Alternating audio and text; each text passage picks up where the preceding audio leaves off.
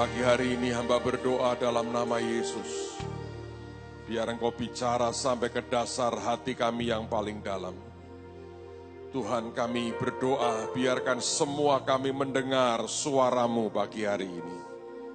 Roh Kudus yang tolong setiap perkataan kebenaran Tuhan masuk dan mengubah hidup kami. Hamba berdoa minta roh hikmat, wahyu dan pengertian turun dalam hidup anak-anak-Mu tanpa terkecuali.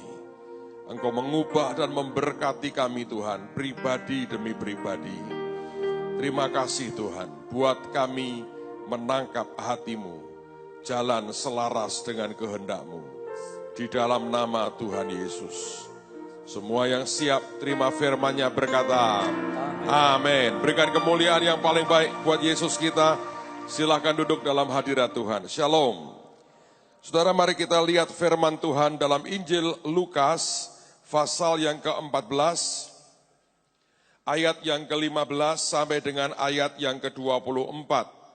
Injil Lukas, pasal yang ke-14, ayat yang ke-15 sampai dengan ayat yang ke-24. Mendengar itu, berkatalah seorang dari tamu-tamu itu kepada Yesus, berbahagialah orang yang akan dijamu dalam kerajaan Allah. Tetapi Yesus berkata kepadanya, ada seorang mengadakan perjamuan besar, dan ia mengundang banyak orang. Menjelang perjamuan itu dimulai, ia menyuruh hambanya mengatakan kepada para undangan, marilah, sebab segala sesuatu sudah siap. Tetapi mereka bersama-sama meminta maaf. Yang pertama berkata kepadanya, aku telah membeli ladang, dan aku harus pergi melihatnya. Aku minta dimaafkan. Yang lain berkata, aku telah membeli 5 pasang lembu kebiri, dan aku harus pergi mencobanya. Aku minta dimaafkan. Yang lain lagi berkata, aku baru kawin, dan karena itu aku tidak dapat datang. Maka kembalilah hamba itu dan menyampaikan semuanya itu kepada tuannya. Lalu murkalah tuan rumah itu dan berkata kepada hambanya, pergilah dengan segera ke segala jalan dan lorong kota dan bawalah kemari orang-orang miskin dan orang-orang cacat dan orang-orang buta dan orang-orang lumpuh. Kemudian hamba itu melaporkan, Tuan, apa yang Tuhan perintahkan itu sudah dilaksanakan. Tetapi sekalipun demikian masih ada tempat. Lalu kata Tuhan itu kepada hambanya, pergilah ke semua jalan dan lintasan dan paksalah orang-orang yang ada di situ masuk, karena rumahku harus penuh. Sebab aku berkata kepadamu, tidak ada seorang pun dari orang-orang yang telah diundang itu akan menikmati jamuanku. Saudara sekalian, kalau Anda membaca cerita ini, di awal dulu ketika saya membaca ada sebuah pertanyaan di hati saya. Mengapa kalau orang diundang tidak mau datang dan yang ngundang marah? Kan seharusnya kalau orang ngundang seseorang, kemudian orang itu tidak bisa datang dengan berbagai alasan, ya sudah toh kita berkata, ya sudah kita undang, dia tidak bisa datang, tapi tidak usah marah.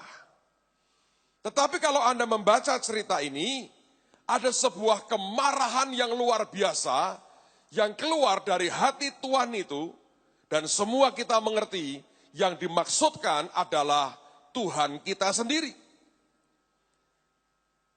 Beberapa hari yang lalu, Tuhan bawa saya untuk masuk kepada cerita ini, dan dia berkata, nah aku akan tunjukkan kepadamu sesuatu, bahwa cerita ini tidak sedangkal yang kamu duga.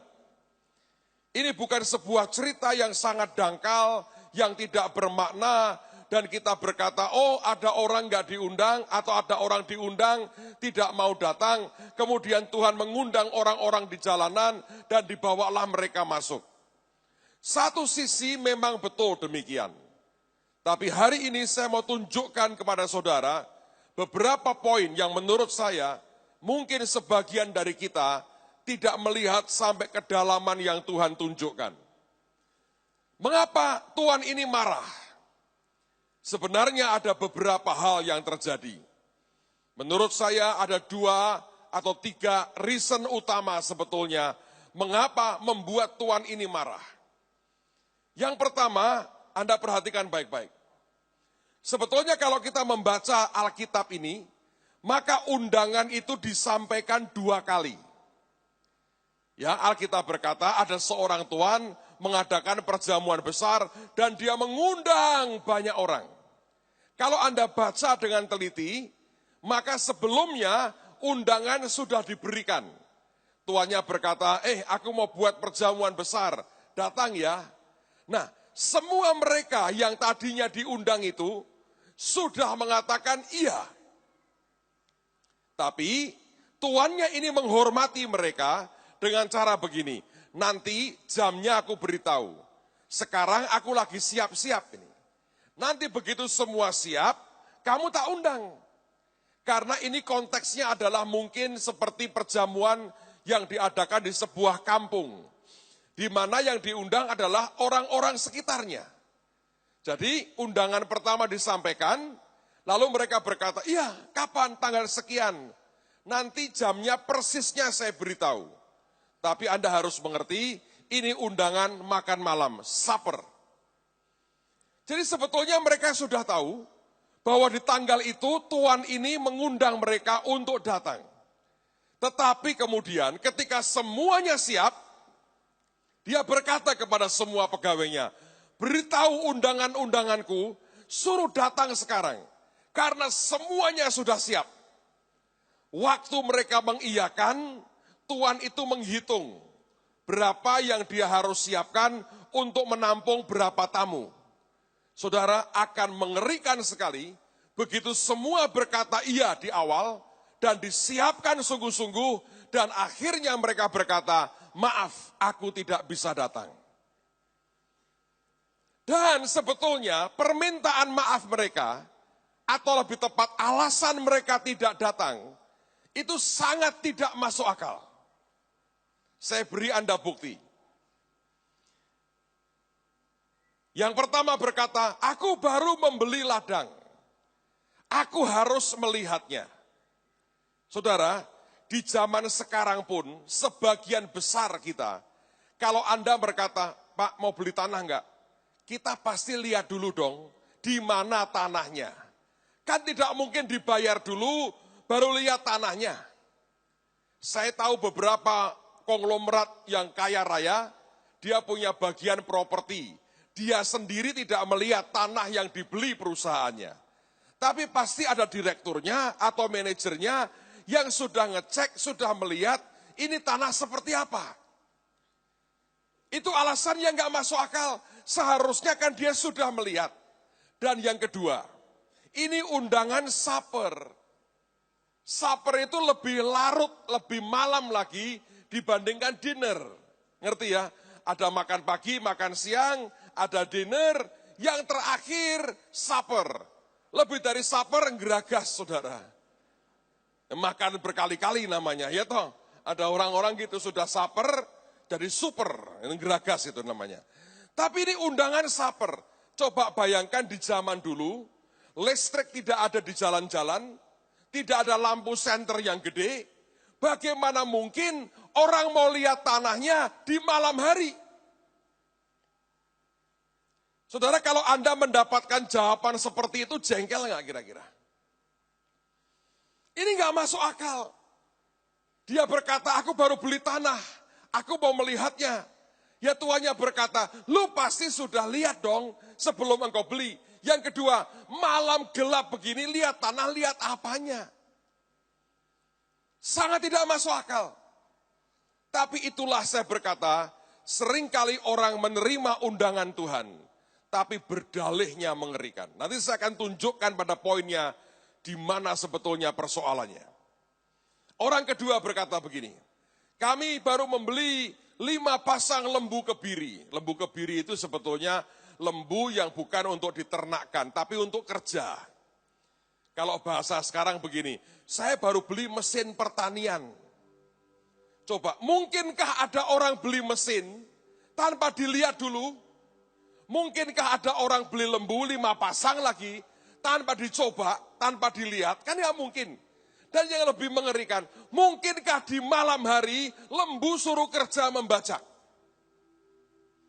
Ini kan sebuah excuse, yaitu alasan yang menggelikan dan membuat emosi, membuat darah tinggi, saudara. Sudah diundang, pertama berkata, ya, karena lu bilang iya, gua siapin ini pestanya. Tidak bayar apa-apa. Pada harinya kita berkata, sudah siap, ayo datang. Oh, mohon maaf. Mohon maaf. Ngapain? Ya begitu. Bagaimana mungkin orang melihat ladang di malam hari, membeli yang dia tidak pernah lihat? Tidak mungkin. Yang kedua berkata, baru beli lembu kebiri, harus mencoba. Mungkinkah malam hari lembu disuruh membajak?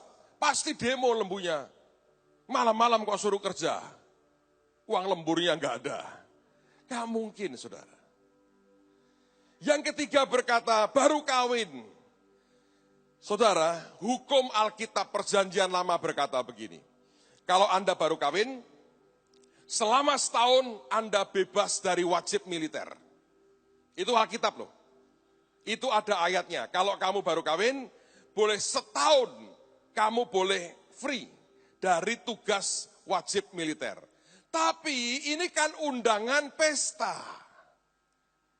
Dia menggunakan ayat seakan-akan dia itu bebas wajib militer. Dan ini terjadi. Banyak orang excuse, banyak orang beralasan dengan apa yang Tuhan minta, dia pakai ayat, keliru pula ayatnya. Anda bisa membayangkan hati Tuhan itu, dan Tuhan itu adalah Tuhan kita sendiri. Saudara, yang pertama, sopan santunnya sudah dikerjakan, undangan sudah diberikan, mereka sudah berkata iya, tinggal tunggu jamnya. Pada waktu jamnya semua sudah siap, semua berkata, mohon maaf, tidak bisa datang. Yang kedua, alasannya mengerikan sekali. Mereka berkata dengan segala macam yang tadi saya katakan, dan tidak masuk akal, seperti sebuah alasan yang dicari-cari. Tapi itulah kenyataan dalam cerita ini. Nah, saudara sekalian, yang aneh adalah Alkitab berkata, mereka itu bersama-sama meminta maaf. Seperti ada apa ya? Salah satu komentar di Alkitab berkata begini. Ini tafsiran ya. Karena bisa serentak. Tiba-tiba semua seperti memboikot. Berkata enggak. Seperti semua memboikot. Ada orang yang berkata begini, besar kemungkinan sebetulnya orang-orang ini tahu bahwa di sebuah titik Tuhan itu akan memanggil orang-orang jalanan. Ingat, prinsipnya berkata rumahku harus penuh. Nah, berapa sih orang di kampung itu? Dan kelihatannya dalam cerita ini rumahnya gede sekali. Karena Alkitab berkata, dia mengadakan perjamuan yang besar. Jadi ada orang berkata begini, besar kemungkinan orang-orang ini adalah orang-orang yang terhormat. Dia berkata, gua baru beli ladang, aku punya uang dong. Aku baru beli 5 pasang lembu kebiri, gua juga punya uang. Yang kawin berkata, aku baru kawin, berarti aku bisa menyediakan rumah buat istriku, gua punya uang juga. Semua berkata, kami orang terhormat. Dan mereka sadar, tuannya ini ingin rumahnya penuh. Maka di sebuah titik, dia harus mengerti, mereka sadar, dia pasti undang orang-orang jalanan yang tidak selevel sama kita. Dan kalau Anda mempelajari tradisi budaya mereka pada waktu itu, bagaimanapun walaupun gak disebut, orang Yahudi itu punya sistem seperti kasta. Mereka membedakan antara orang yang tinggi seperti kelompoknya imam besar dan sebagainya dengan rakyat jelata. Itu perlakuannya berbeda. Antara orang kaya dengan orang miskin, perlakuannya berbeda. Makanya berkali-kali di Alkitab mengatakan, kamu jangan perlakukan orang berdasarkan kekayaan mereka. Karena di budaya mereka, itu tetap ada kasta.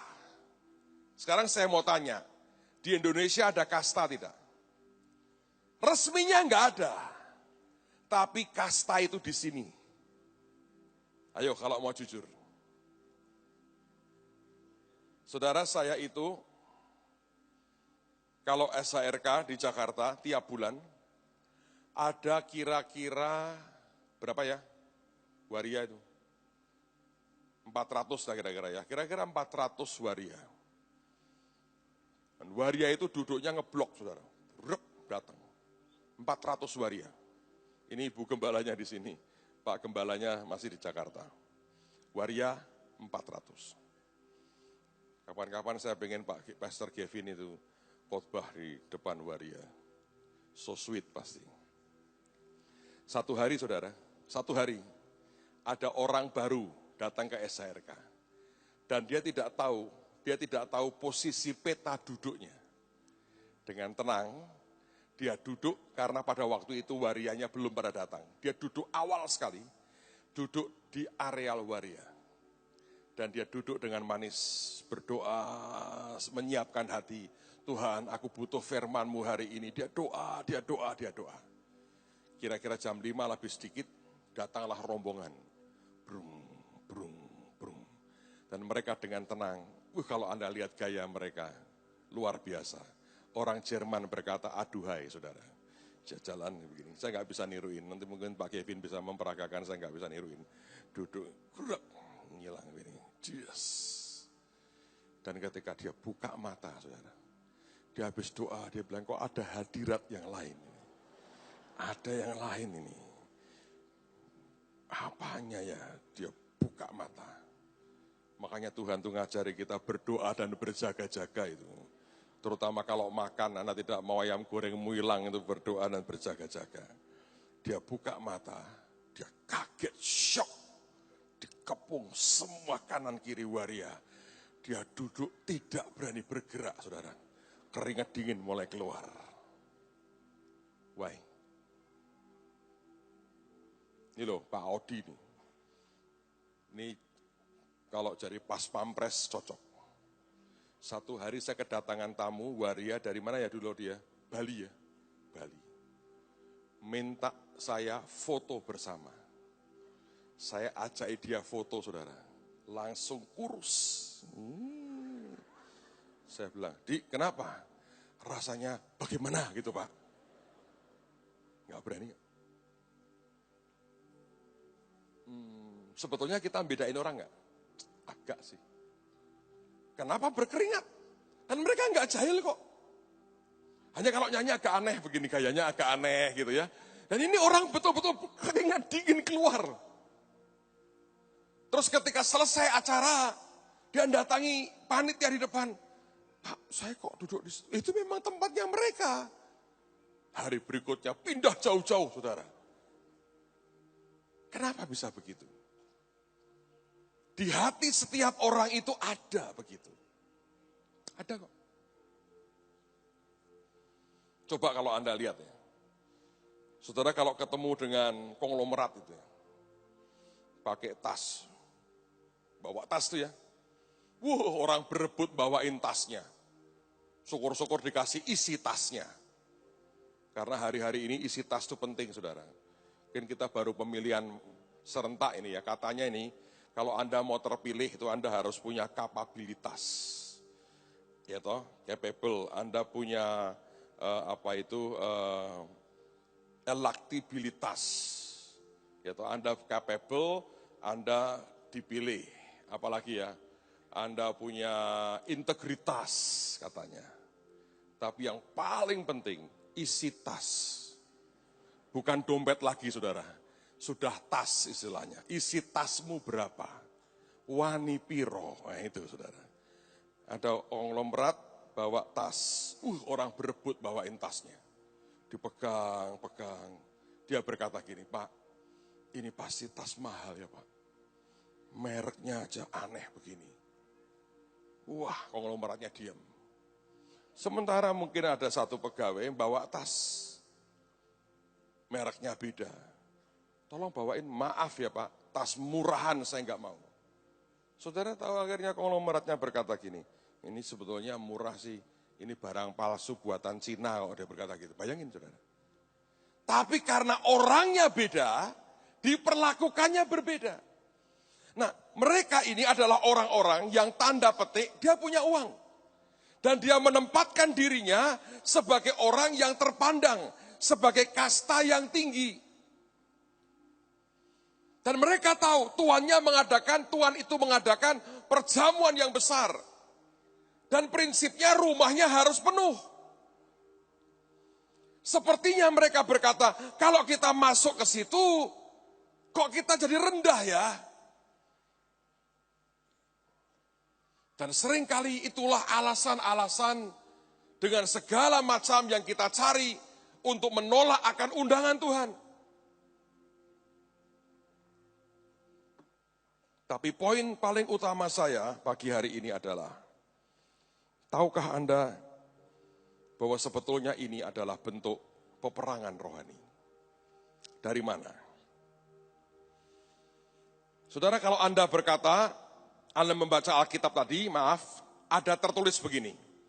Tetapi mereka bersama-sama meminta maaf.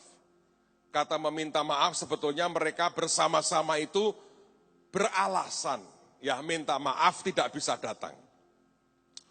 Kalau Anda membaca sebetulnya, saya kemarin ngobrol dengan Pak Stefanus, saya diajari banyak nih. Saya cerita kalau ada yang salah, dia yang salah nih saudara. Dia berkata begini saudara, ini dibaca di sebuah dictionary yang bagus sekali. Kata bersama-sama, in one accord, bersama-sama barengan itu. Minta maaf bersama-sama. Kalau Anda lihat, Anda klik di bahasa Yunaninya, kata itu adalah kata mias atau mia. Dan itu dari kata dasar eis. Dan kata eis itu, ini saya tunjukkan, sebutkan dasarnya apa itu, sumbernya, supaya Anda boleh ngecek nih. Bukan karena saya pintar, tapi saya diberitahu. Ada satu buku namanya Theological Dictionary of the New Testament. Konon ini merupakan sebuah tafsir yang paling bergengsi untuk orang-orang teologi yang pakai. Nah, kata eis di sini dijelaskannya bagus. Dia berkata, dalam makna secara psikologis, secara jiwa, telah terjadi penyusupan atau pengaruh baik atau jahat terhadap kepribadian manusia yang itu bisa berasal dari Tuhan atau dari setan. Kenapa mereka bisa serentak bersama-sama menolak? Kata bersama-sama, kata one accord itu, dari kata dasar eis, yang artinya maknanya adalah, dalam makna psikologis, terjadi penyusupan atau pengaruh, baik itu pengaruh baik ataupun pengaruh jahat terhadap kepribadian manusia, dan itu bisa berasal dari Tuhan kalau itu baik, atau dari setan kalau itu tidak baik. Mengapa bisa serentak orang berkata, maaf ya, aku nggak mau datang. Alasannya sungguh tidak masuk akal. Alasannya membuat marah, sangat tidak sopan, ingkar janji, membuat alasan yang dibuat-buat, lebih mencerminkan sebagai kelompok orang yang ingin dihormati lebih dan tidak mau bergaul dengan orang lain, hanya karena merasa lebih tinggi tingkatannya, kastanya. Tapi di belakang semua penolakan terhadap undangan Tuhan, itu jelas pengaruh kuasa gelap. Setan. Ini peperangan rohani, saudara. Jadi kalau saudara itu mengundang orang datang ke Tuhan, mereka berkata tidak, jangan emosi.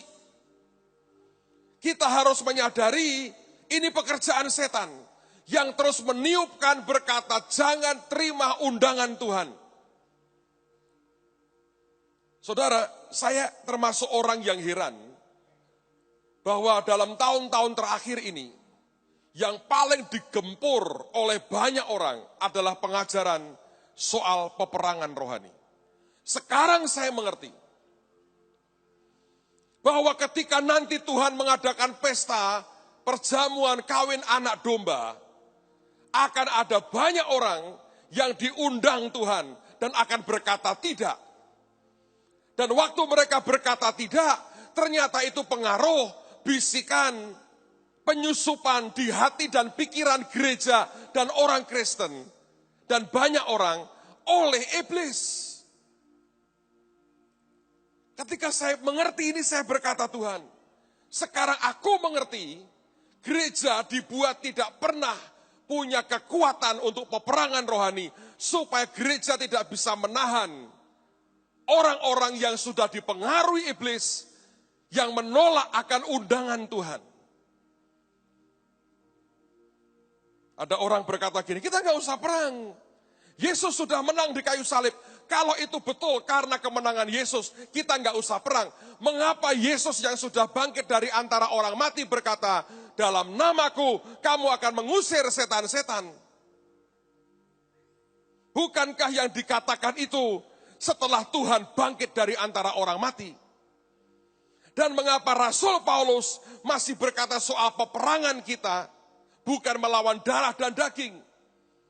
Bukankah Rasul Paulus hidup di zaman setelah Tuhan bangkit dari antara orang mati?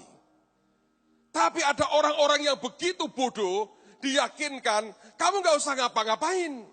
Untuk apa kamu buat peperangan rohani? Kita sudah menang. Tapi tahukah saudara, orang-orang yang berdalih, yang diundang Tuhan tidak mau, dan berkata, mohon maaf dengan segala alasannya, itu karena pengaruh dari setan. Begitu gereja dilumpuhkan, tidak tahu bagaimana melawan dengan kekuasaan Tuhan, habis. Apakah kita akan membiarkan ini terjadi? Ini sebuah pertanyaan yang serius. Sesuatu yang menurut saya sangat serius. Dan sebagai orang percaya, Anda harus mengerti, makin mendekati kedatangan Tuhan akan makin dahsyat. Saudara, dalam perjanjian baru, dalam bahasa Yunani ada satu kata yang dipakai hanya 2 kali. Dari Matius sampai Wahyu dipakai hanya 2 kali. Dan kata itu adalah kata kalepos. Pertama-tama kata itu dipakai ketika menggambarkan 2 orang di Gadara, di Gerasa, yang kerasukan setan. Alkitab berkata mereka sangat berbahaya. Kata sangat berbahaya dari kata Yunani kalepos. Maka kita berkata, kalepos adalah kondisi di mana seseorang menjadi berbahaya karena dia dirasuk oleh setan. Ya kan? Ngerti ya? Mereka sangat berbahaya, kenapa? Alkitab mengatakan, karena mereka kerasukan setan. Dan digunakan kata kalepos. Menggambarkan dia berbahaya karena kerasukan setan. Tetapi kata itu dipakai kedua kalinya, dan di Alkitab hanya 2 kali dipakai, dan menurut saya itu jelas Tuhan mau berkata, lu perhatikan ya, hanya 2 dipakai. Yang kedua adalah surat Paulus kepada Timotius, yang berkata begini, ini yang akan terjadi pada hari-hari yang terakhir, akan terjadi masa yang sukar. Lalu kalau Anda baca berikutnya, masa sukar itu apa? Semua perbuatan aneh manusia.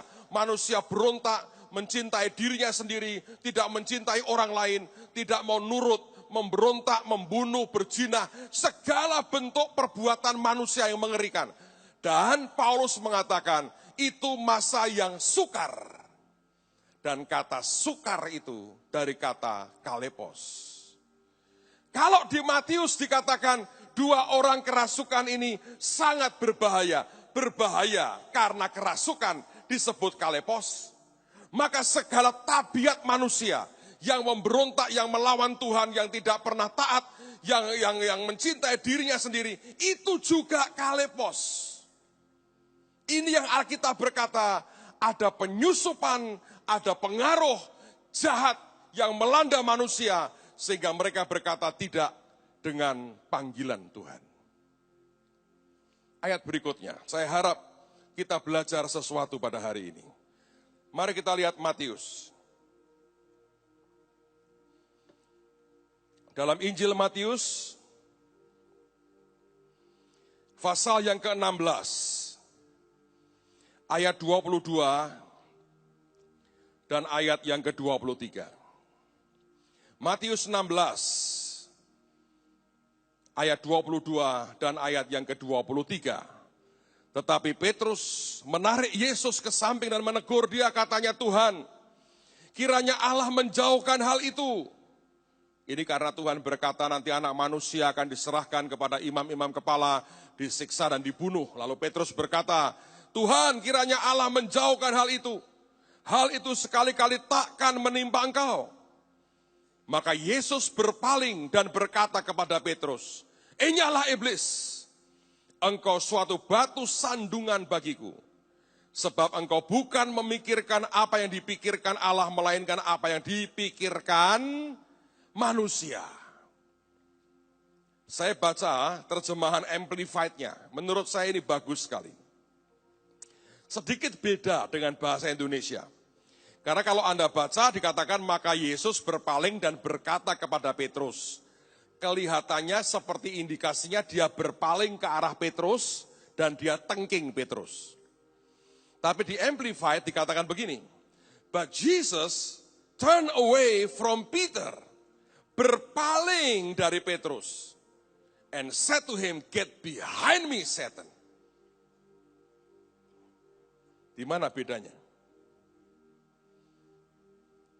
Katakanlah ini Petrus, dia sedang ngomong dengan Tuhan Yesus. Dia berkata, Tuhan tidak boleh begini, tidak bisa. Alkitab berkata, Tuhan berpaling. Dan berkata, get behind me, Satan. Loh, apa Tuhan lupa namanya itu Petrus bukan setan? Tidak, saudara. Kenapa yang ditengking setan? Sebab ada pengaruh. Begitu seseorang itu memikirkan secara manusiawi, itulah tempat di mana pikiran dan hatimu paling gampang diracuni dan kemudian dipengaruhi oleh si jahat. Peperangan rohani itu bukan Anda datang sekedar datang ke tempat angker, tempat uji nyali, tempat penampaan, Anda perangi begini. Bukan. Every day dalam hidup kita, setan tidak pernah ada satu hari di mana dia berhenti sebab dia tahu ujungnya dia hancur kok. Yang dia mau cari, dia mau seret sebanyak mungkin orang percaya ke neraka untuk melukai, menyakiti hati Tuhan yang mengasihi kita. Semua yang di sekitar kita kalau Anda perhatikan aneh kadang-kadang. Kita berhadapan dengan hal-hal yang membuat kita berkata, kok aneh ya? Alasannya begitu banyak. Saya kemarin baru dengar cerita aneh-aneh. Kita akan mengundang banyak orang, ayo datang Great Awakening. Sampai hari ini, sampai dengan beberapa hari yang lalu, menurut Pak Victor, daftar mungkin sudah sekitar 50.000 lah. Belum hitungan dengan kita ya, enggak dihitung. Saya harap tidak ada yang berdalih. Nanti Tuhan datang, get behind me, setan. Nyingkir gue setan. Nanti semu diganti tan berat, saudara. Tapi aneh. Terus ada yang datang, ada orang-orang yang keliling, bukan hanya kita keliling ke gereja-gereja, berkata begini, kamu ngerti nggak? JKI itu kalau membuat pasar rakyat, nanti difoto, terus dicarikan uang ke Belanda. Pak Petrus tuh tahun ini berapa kali ke Belanda? Wong yang punya badan aja tahu tidak ke Belanda. Pasportku tahun ini saya tidak ke Belanda. Dia bisa berkata, berapa kali dia ke Belanda tahun ini? Menurut Anda, saya tidak yakin dia sengaja fitnah. Tapi ada setan yang orang, kok bisa ya? Terus berkata, oh Pak Petrus itu antikris. Aduh kalau boleh nyopot sepatuku, Bukan tak apa, mau tak semir, saudara. Sepatu saya maksudnya. Dan itu khusus loh, keliling. Ada yang berkata gini, ini ada modus apa? Ini pasti, ada yang ngomong gini, dia akan melebarkan sayapnya. Yang diomongin ngomong gini, sayapnya wes lebar. Orang sambut lebar-lebar ke. Jadi ada kecurigaan aneh sekali. Ini saya ngomong saudara ya. Kemarin saya ketemu dengan teman saya Pak Bambang Budianto. Dia bilang di seluruh dunia sedang dilanda yang namanya kesuaman akan Tuhan. Ngeri sekali. Itu yang kemudian dia berkata masuk ke gereja-gereja. Dan dia berkata gereja kalau sudah mulai gede, sudah bukan ofensif lagi menyerang. Dia defensif. Dan begitu dia defensif, itu dia kehilangan semuanya. Saudara, ini saya mau ngomong ke saudara. Rumahku harus penuh. Saya sudah ngomong dengan teman-teman. Ini kan kita dapat kira-kira 50. Itu tambah jemaat, tambah orang bahtera. Menurut saya minimal kita akan punya sekitar 70.000. 30.000-nya jangan dilepas saudara. Cari orang di jalan-jalan, di lorong-lorong. Karena kita percaya akan terjadi kegerakan di jalan-jalan. Teman-teman yang punya koneksi dengan dulu anak raja dikumpulkan, teman-teman di MK, Anda punya koneksi manapun, bawa semua, rumahku harus penuh. Karena saya sudah melihat aneh terakhir ini. Sampai saya doa, Tuhan ini apa? Loh kalau ceritanya rodok mirip-mirip gitu ya, masih masuk akal lah. Aneh sekali. Bisa di-create, dikarang begitu rupa sampai saya berkata, kok bisa ya? Dan tiba-tiba Tuhan berkata, baca ayat ini. Ada sesuatu di belakang ini. Jangan benci mereka, doakan, tengkingi saudara. Sebab kasihan sekali. Kalau seseorang atau siapapun sudah menyingkirkan Tuhan dari hatinya, masalah besar akan muncul. Saya berdoa, Anda dan saya tidak akan pernah melepaskan kota ini dan bangsa ini dan terus teriak kepada Tuhan. Semalam seseorang mengirimi saya sebuah artikel kecil yang menarik sekali. Anak perempuan dari Billy Graham diwawancara. Mereka bertanya begini kepada Anne Graham. Mengapa Tuhan membiarkan Amerika mengalami seperti ini? 911, menara kembar runtuh. Kira-kira 3.000 orang mati. Lihat, hampir setiap bulan terjadi penembakan di Amerika. Anda kalau ikuti berita itu betul loh. Hampir tiap bulan terjadi penembakan di Amerika. Dia berkata, mengapa Tuhan tidak bertindak? Mengapa Tuhan biarkan Amerika mengalami seperti ini? Ekonominya jatuh bangun luar biasa. Beberapa orang sebetulnya yang tahu soal saham berkata, semua digelembungkan dan ekonomi Amerika tidak pernah real. Ini hanya penundaan untuk kehancuran. Tapi kalau kita baca di Alkitab memang akan hancur. Babel besar akan runtuh. Cuma wartawan ini bertanya kepada anak Billy Graham. Mengapa Tuhan biarkan semua ini terjadi? Dan dia menjawab dengan sangat luar biasa. Menurut saya itulah kenyataannya. Dia berkata begini. Kita yang meminta Tuhan keluar dari negara kita. Kita yang mengatakan tidak boleh berdoa di sekolah-sekolah dan di kelas-kelas. Kita yang menetapkan tidak boleh baca Alkitab di sekolah-sekolah. Kita yang minta Tuhan keluar dari pemerintahan. Kita yang mengatur hukum-hukum yang bertentangan dengan hukum Tuhan. Kita yang mengusir Tuhan keluar dari negara kita. Lalu kemudian dia mengatakan, dan Tuhan adalah pribadi yang sopan.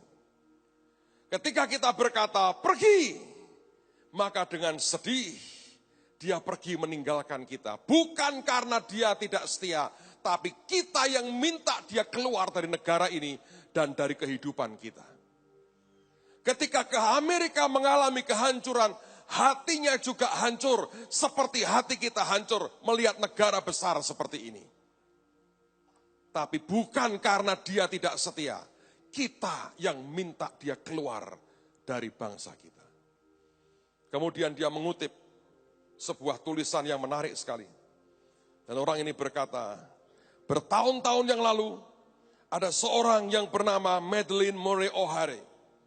Dia mengatakan kita tidak mau ada doa di sekolah. Dan dia kampanye kemana-mana, dia berkata tidak boleh lagi ada doa di sekolah-sekolah kita. Dan seluruh Amerika mengiyakan. Sampai keluar undang-undangnya, kita yang mengiyakan. Dan si Madeleine itu, Anda tahu nasibnya tragis. Dia mati dibunuh. Jasadnya ditemukan beberapa saat kemudian. Orang yang berkata, jangan berdoa. Ketika dia juga adalah orang pertama yang mungkin berkata, aku tidak mau berdoa. Nasibnya akhirnya hancur. Dia dibunuh orang. Jasadnya ditemukan di tempat lain. Dan anak Billy Graham juga berkata, ada orang bernama Benjamin Spock. Ini bukan Mr. Spock-nya Star Trek, saudara. Benjamin Spock ini pendidik. Yang berkata, jangan pukul pantat anak kita kalau dia nakal. Alkitab mengajar pakai rotan, tas. Tanya anakku Joseph ini. Kenyang dia. 86 terus makanya sekarang. Das. Waktu kecil. Dia berkata jangan dipukul. Nanti rusak kepribadiannya. Itu melanggar hak asasi anak. Biarkan dia tumbuh maunya seperti apa, biarkan. Jangan dipukul. Di banyak negara barat kalau orang tua mukul anaknya diajari lapor polisi. Anda tahu yang terjadi? Itu anak akan diambil, diasuh pemerintah, dipisahkan dari orang tuanya masukkan penjara. Dan dia berkata, orang ini yang berkata, jangan ngajar anak, diomongi saja, jangan dijewer, pantatnya jangan dicubit, apalagi pakai rotan kata Alkitab, itu tidak betul. Dan Anne Graham berkata, kita juga mengiyakan, kita berkata dia orang pinter, dia ngerti semuanya. Lihat yang terjadi sekarang. Anak-anak kita generasi ini tidak tahu namanya terdidik. Tidak tahu sopan santun. Tidak tahu aturan. Tidak tahu bagaimana mengasihi. Semua yang Alkitab berkata jangan membunuh, jangan mencuri, jangan berzina. Tidak pernah diajarkan. Semua diberi kebebasan. Jadi seperti maunya apa. Lihat apa yang terjadi dengan generasi muda kita hari ini. Dan anak dari Benjamin Spock ini mati bunuh diri. Sudah diberi apapun yang kau mau, maka dia memilih untuk bunuh diri. Seorang yang mengajar bagaimana mendidik anak, anaknya sendiri mati bunuh diri. Dan mereka kita tidak peduli. Anne Graham berkata, kita yang mengusir Tuhan keluar dari negara ini. Bagaimana sekarang kita minta pertanggungjawaban Tuhan atas tempat yang dimana Tuhan sudah tidak diinginkan dan diusir keluar. Setiap negara dan bangsa yang meminta Tuhan keluar dari diri mereka dan bangsa mereka, saudara tidak bisa minta pertanggungjawaban Tuhan untuk berkat dan proteksinya buat kehidupan kita. Makanya saya berkata sebagai orang percaya, jangan pernah usir Tuhan dari hidup kita. Oh kita nggak ngusir Pak, enggak, Anda nggak ngusir. Cuma Anda hanya perintahkan Tuhan keluar tanpa disadari. Setiap kali Tuhan mengundang sesuatu yang baik, dan kita berkata tidak Tuhan terima kasih. Dan itu artinya sama dengan kita berkata, maaf Tuhan aku nggak ingin Engkau kok. Dan kita membiarkan setan merajalela, merusak kehidupan kita, merusak keluarga, merusak pekerjaan kita. Dan orang percaya tidak cukup tahu bagaimana Anda bertindak dengan otoritas yang Tuhan beri. Saya berdoa dalam nama Tuhan Yesus. Tidak ada orang yang menolak undangan Tuhan. Tiba-tiba saya terkejut, saya berkata, Tuhan, ada apa ini? Tiba-tiba serentak orang-orang tertentu berkata ini, itu. Begitu ketakutan. Saya bilang, Tuhan, kau mengerti hatiku. Aku hanya melakukan yang kau perintahkan. Tapi reaksi ini aneh. Sangat aneh. Dan alasannya klise, nanti pindah JKI semua loh, kok bernubuat.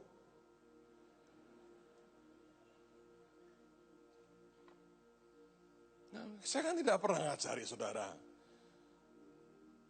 Mari ambili domba-dombanya orang lain. No. Kita hanya mau melakukan apa yang Tuhan perintahkan. Yang bernubuat orang lain. Untung belum saya aminkan. Karena memang bukan itu tujuannya. Ini kondisi sudah begitu mengerikan. Saya nggak bisa cerita semua nih. Di mimbar saya nggak bisa. Tapi saya tahu, kalau Anda baca di media ini, kita ini terus dalam kondisi yang harus alert tuh, dengan semuanya.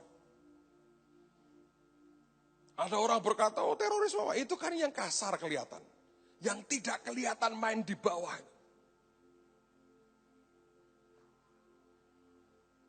Hanya bisa kalau orang-orang percaya teriak ke Tuhan. Ingat saya pernah mengatakan, seberapa orang benar di sebuah negara itu menentukan apakah bangsa itu akan hancur atau akan dipulihkan. Tuhan berkata kepada Paulus, kamu tidak akan disentuh, kamu tidak akan dianiaya karena banyak umatku di kota ini. Kalau kita tidak cukup membangun pasukan yang berdiri buat bangsa kita, yang bergerak membawa kebenaran sampai ke ujung-ujung bangsa ini, saya khawatir tidak cukup jumlahnya. Dan setan juga tahu itu.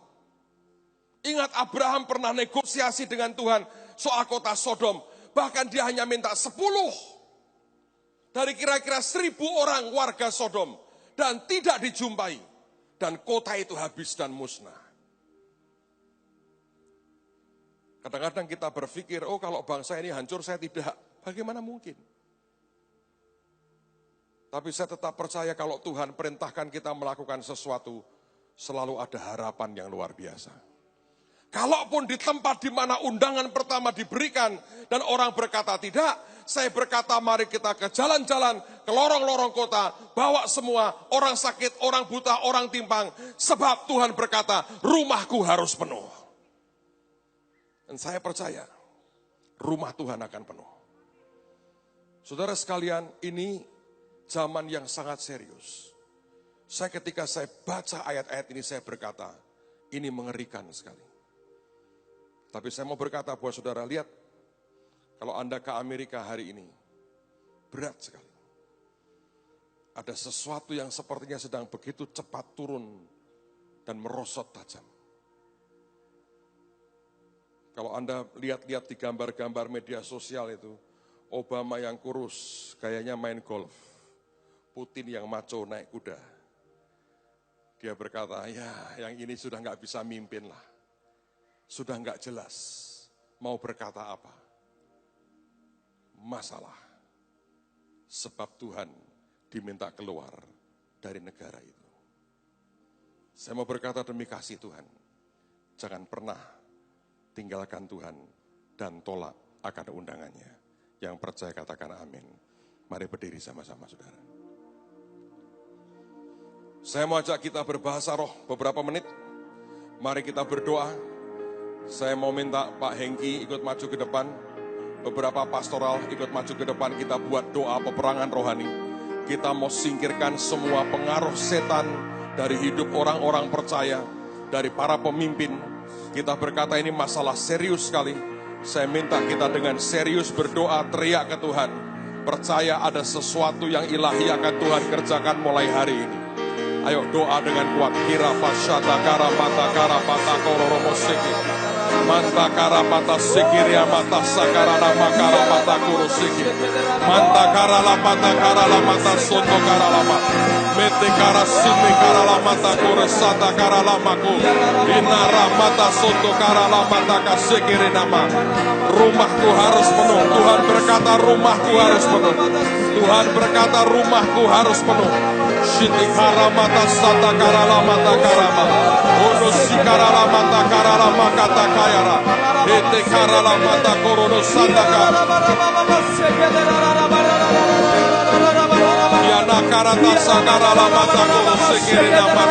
Di dalam nama Yesus kami berdoa, kami percaya Tuhan. Yes, Lord. Rumah Tuhan harus penuh. Kami percaya acara akhir tahun ini 29:30 jadi lawatan kegerakan yang besar. Banyak orang-orang jiwa, 100.000 jiwa-jiwa akan berdiri buat bangsa. Kami percaya di lorong-lorong, di jalan-jalan, di sekolah-sekolah, di kampus-kampus, dimanapun berada kami perkatakan semua pengaruh kuasa gelap, semua hembusan kuasa gelap, kami patahkan di dalam nama Yesus. Paksa mereka masuk, paksa mereka masuk, paksa mereka masuk. Karena rumah Tuhan harus penuh. Dalam nama Yesus. Biar apa-apa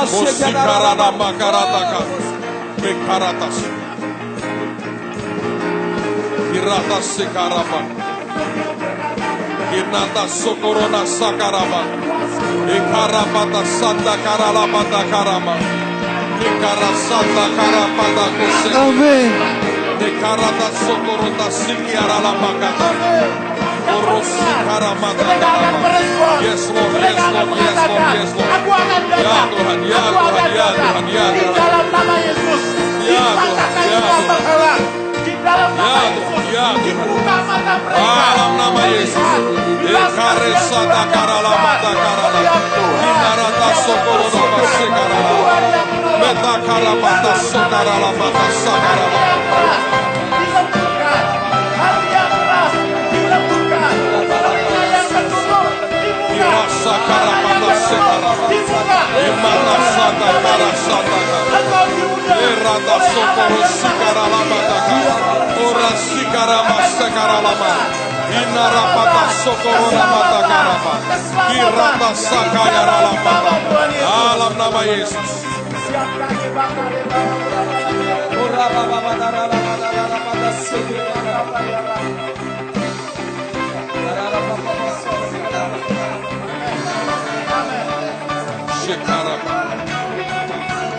Dalam nama Yesus. Biara sikarabata kasata karama. Ikara sikaramata sikaralama. Kora sakaramata karamata. Dalam nama Yesus. Dalam nama Yesus. Dalam nama Yesus. Dalam nama Yesus.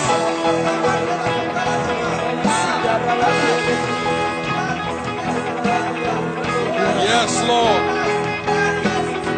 Amin. Dalam nama Yesus.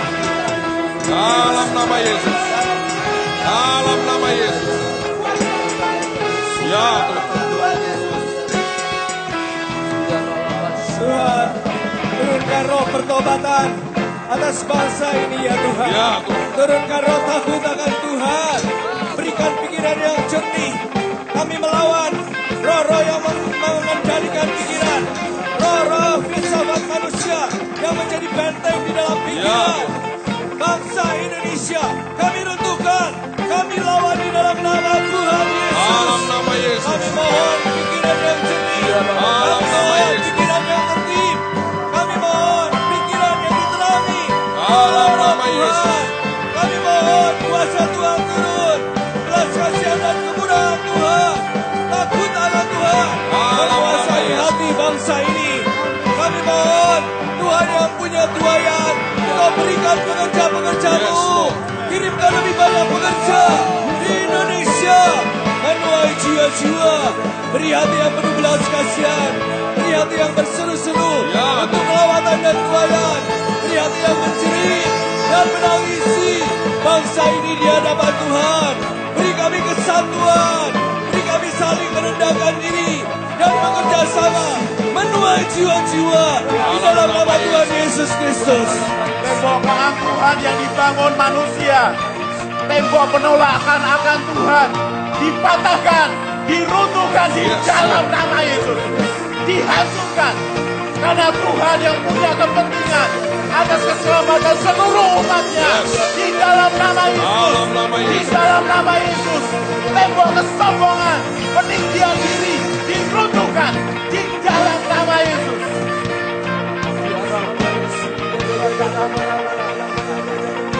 Kami berkatakan kepada utara, timur, selatan, dan barat, kami panggil setiap jiwa-jiwa datang di dalam nama Tuhan Yesus. Kami minta malaikat-malaikat mulai bekerja hari ini di dalam nama Yesus. Setiap jiwa dituai, setiap jiwa dituai. Di lorong-lorong, di jalan-jalan dituai. Karena rumah Tuhan harus penuh. Dan kami berkatakan lawatan. Lawatan Tuhan atas Indonesia. Dan kami satukan hati perintahkan di dalam nama Yesus. Engkau kuasa gelap yang mengikat orang-orang untuk memberi alasan, hanya beralasan dan tidak mau datang. Saya mau berkatakan, lepaskan di dalam nama Yesus. Lepaskan semua ikatan ini. Tidak ada alasan yang lain. Karena Tuhan yang mengasihi mereka, menarik mereka masuk di dalam nama Tuhan Yesus. Lepaskan, dilepaskan, dilepaskan, dilepaskan di dalam nama Yesus.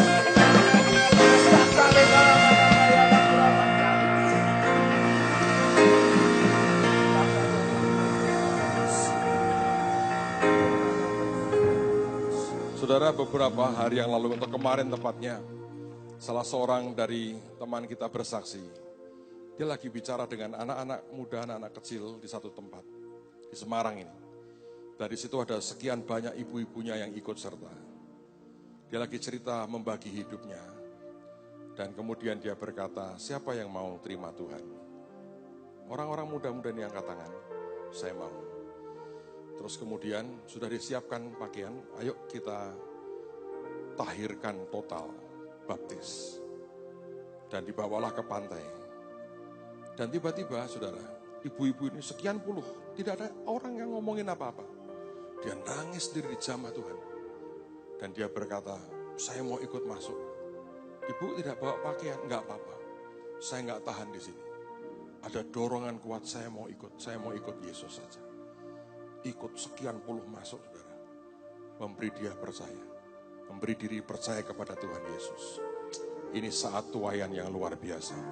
Mari percaya, mari bergerak jadi pelayan Tuhan. Amen. Angkat tanganmu di hadapan Tuhan. Angkat tanganmu di hadapan Tuhan. Bagi bangsa-bangsa, bahwa Yesuslah Juru Selamat. Angkat tanganmu di hadapan Tuhan. Biar hidupmu diberkati Tuhan. Jadi alat Tuhan yang dahsyat. Jadi pejuang-pejuang warrior yang luar biasa yang tidak terkalahkan. Dalam nama Tuhan Yesus. Terima kasih Tuhan. Kami bawa bangsa-bangsa.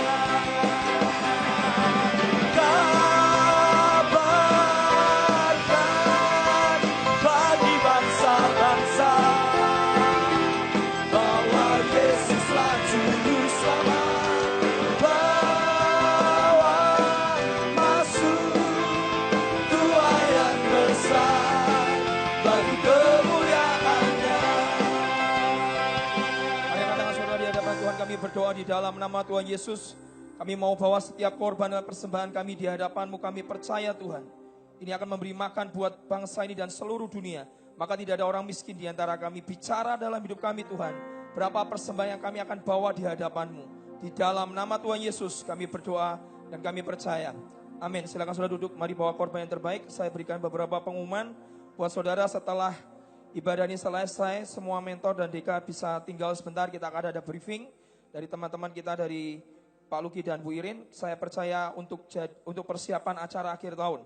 Kemudian bagi Bapak Ibu yang punya kardus bekas dan terpal, kami butuh sangat banyak. Saudara bisa bawa langsung selama jam kerja dari Senin sampai hari Jumat dan ditulis untuk panitia penginapan. Kami butuh kardus sangat banyak, kardus bekas dan terpal. Saudara bisa kirim langsung ke gereja. Kemudian bagi Bapak Ibu yang akan ikut ambil bagian jualan pasar murah di acara tanggal 29.30 di MHC, Bapak Ibu harus datang briefing hari Senin jam 15.30 di ruang Jubile atau di depan toko buku Rema. Jam 15.30 hari Senin, Bapak Ibu bisa hadir hari Senin ini saudara bisa hadir untuk briefing untuk pasar murah di MHC. Kemudian Bapak Ibu yang akan ikut gabung dalam kami masih membutuhkan sekitar 1.000 choir. Kalau Bapak Ibu ingin terlibat dalam choir, saudara bisa langsung setelah ibadah ini selesai bisa menghubungi tim musik di mimbar. Jadi butuh choir sangat banyak, kami butuh 1.000 dan anak-anak sekolah sudah terbagi-bagi semua. Saya percaya kalau Bapak Ibu ingin terlibat dalam choir, umurnya berapapun boleh. Dari anak-anak sampai orang tua bisa ikut ambil bagian dalam choir. Kemudian Bapak Ibu yang ingin berangkat ke Israel, ada trip bersama dengan saya mulai tanggal 29 Januari sampai 5 Februari. Dan kita akan, judulnya adalah The Blessing of the Year. Kita percaya kita akan naik Qatar Airways, hanya 23.500.000. Saudara bisa mendaftarkan di mejanya PFA di sana. Ada satu teman namanya Niko akan memberitahu hotelnya bintang 4. Kita akan pergi ke tempat-tempat sudah termasuk include dengan visanya. Bapak Ibu bisa berikan DP-nya sejumlah 5 juta dan itu dibuat di tanggal 29 Januari sampai 5 Februari. Akan pergi ke Danau Galilea, Mount Hermon, Kapernaum, Armageddon, Waraka, Hebron, Bukit Sabda Bahagia, Saint Peter dan sebagainya. Saudara bisa mendaftarkan langsung ke meja PFA, di situ ada tulisan Israel, saudara bisa ketemu dengan Niko. Mari bawa korban yang terbaik.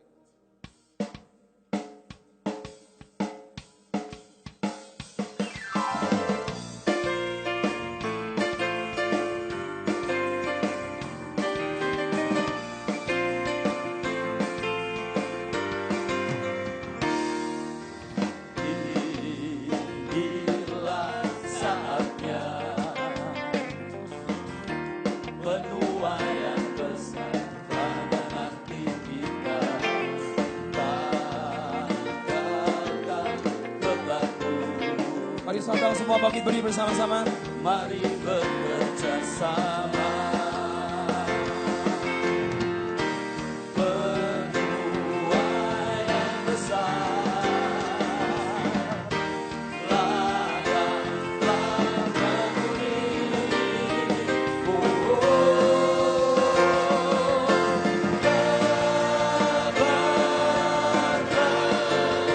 bagi bangsa-bangsa.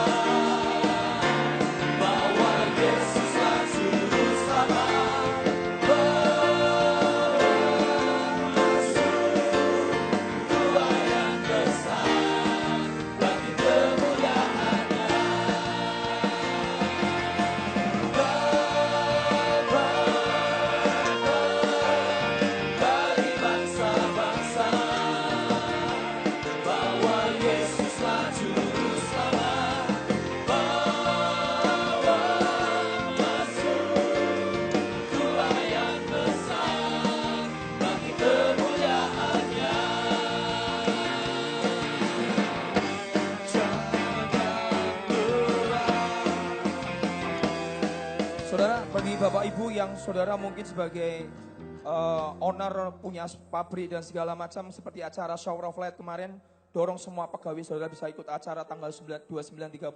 Saya percaya kita sudah bergerak di semua kampus, sekolah dan semua kita sudah sweeping semua.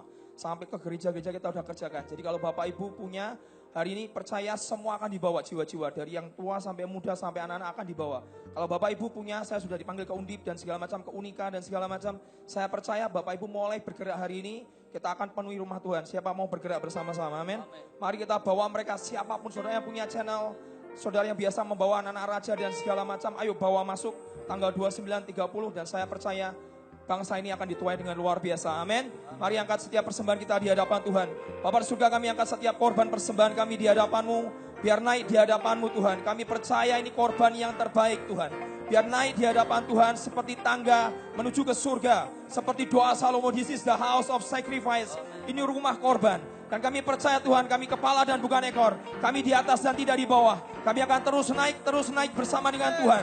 Dan kami percaya di dalam nama Tuhan Yesus, bangsa ini akan dituai.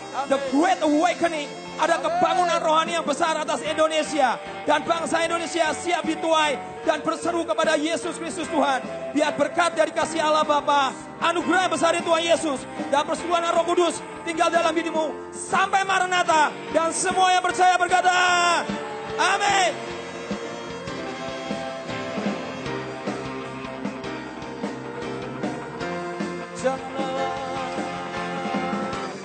Jalan